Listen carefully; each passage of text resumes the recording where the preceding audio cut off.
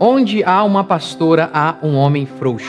Não, este não é um assunto polêmico. Há assuntos difíceis na Escritura, como escatologia, predestinação, mas não é o caso. Há uma ordem clara e direta na Escritura proibindo a ordenação de mulheres. E não permito que a mulher ensine nem exerça a autoridade de homem, escreveu o apóstolo Paulo. Ao citarmos este texto, o povo já vem logo com um argumento cultural. Isto aí foi um mandamento cultural, servia apenas para aquela época. A resposta a isso é, primeiro, o próprio texto dá o motivo da proibição, porque primeiro foi formado Adão, depois Eva, remetendo assim ao Éden e não à cultura grega ou judaica. Em segundo, se fosse cultural, então você estaria afirmando que Paulo por um momento fez algo errado só para se curvar à cultura. Isso seria um absurdo. Terceiro, com base em que você diz não vale mais é cultural? Quem é você para dizer isso?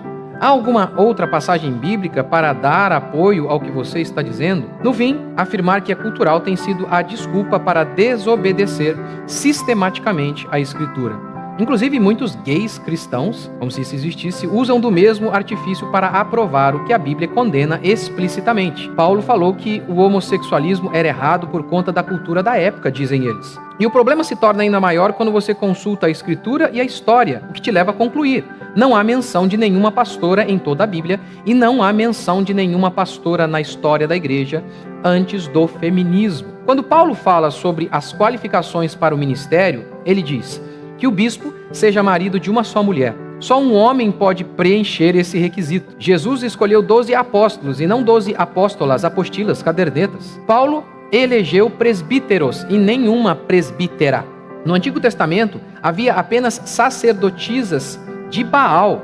Não havia sacerdotisas em Israel. Mas Débora não foi profetisa e juíza? Não, pastora, não sacerdotisa. E profetizar é diferente de ensinar. Tanto que nos dons ministeriais de Efésios estão apóstolos, pastores, mestres e profetas, diferenciando um do outro. Em Romanos 12, Paulo diz que há dons diferentes. Uns possuem o dom de profetizar, outros de ensinar, reafirmando assim que há uma diferença clara entre ensinar e profetizar. E quando você vai para a história, aí só tendo o cérebro corroído pelo feminismo para não conseguir enxergar que a grama é verde, que não tem pastorado feminino. Até 1850 não havia nenhuma pastora em nenhuma igreja do mundo. De 1850 até 1950, 98% delas se mantinham assim. Até 1850, nenhuma pastora. Em 1848 aconteceu a primeira reunião feminista, em Seneca Falls. Não havia uma pastora sequer, nem na igreja católica ou na protestante. Aí surge o feminismo, e de maneira mais oficial, e, pasmem, somente 2 anos depois começam a surgir pastoras. Coincidência, né? Claro que é coincidência.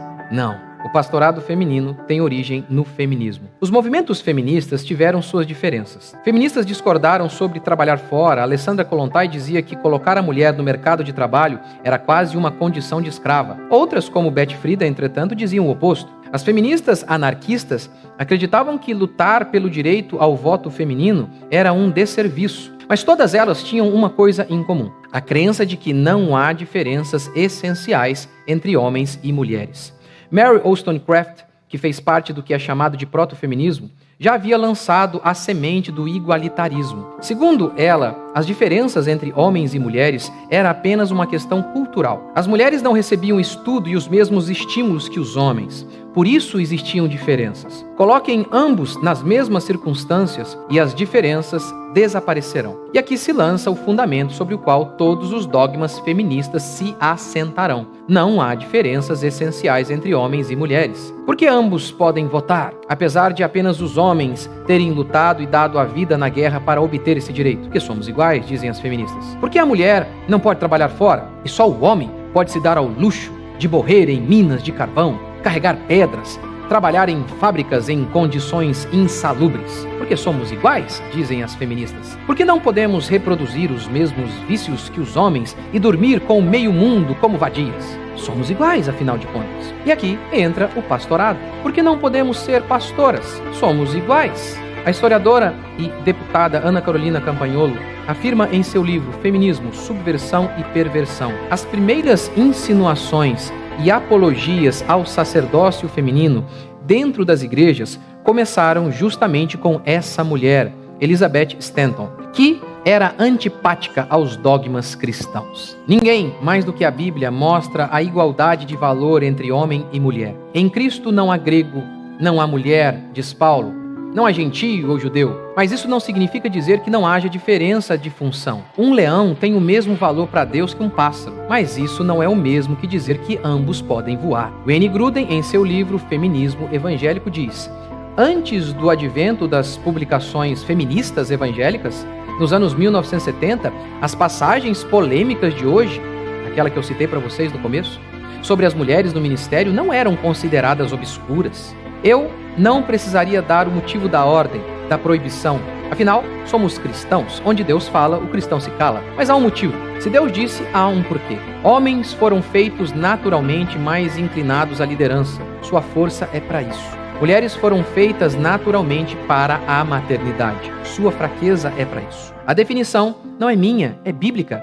Homens são cabeça e mulheres são frágeis. A fragilidade feminina em se tratando da maternidade é força. Imagine um ser bruto cuidando da coisa mais frágil que existe, um bebê. A ternura, o andar mais devagar, a tendência a se doar por completo é essencial para o desenvolvimento de seres 100% dependentes. Se os homens parissem e criassem as crianças, a raça humana já teria entrado em extinção. Mas a força bruta do homem é essencial à liderança. Seu espírito combativo é fundamental para a preservação do grupo. O evangelho é confronto. Imagine uma mulher pregando como João Batista, raça de víboras, malignos. Ou como Jesus, virando mesas e condenando fariseus, chamando-os de caixões fedidos, cheios de vermes. Nem combina com uma mulher uma coisa dessa. Na liderança também é necessário cortar um braço muitas vezes para salvar o corpo. Homens precisam expulsar certas pessoas da igreja para que um pouco de fermento não levede toda a massa. Mas mulheres, digam-me a verdade, vocês são essencialmente combativas? Não.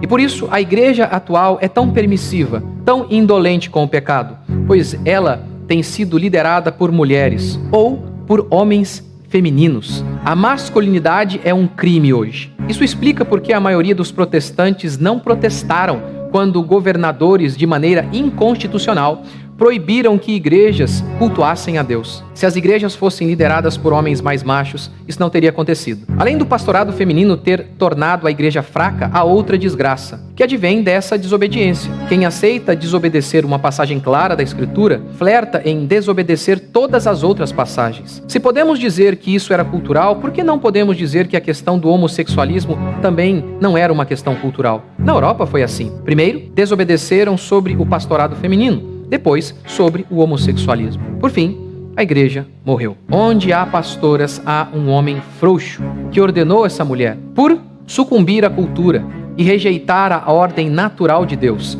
Quero, entretanto, que saibais ser Cristo o cabeça de todo homem, e o homem o cabeça da mulher, e Deus o cabeça de Cristo. Onde há uma pastora, há uma ordem criacional que foi invertida assim, na versão atualizada para agradar o feminismo. Quero, portanto, que saibais que o feminismo fez a cabeça de toda mulher, que agora é a cabeça de todo homem.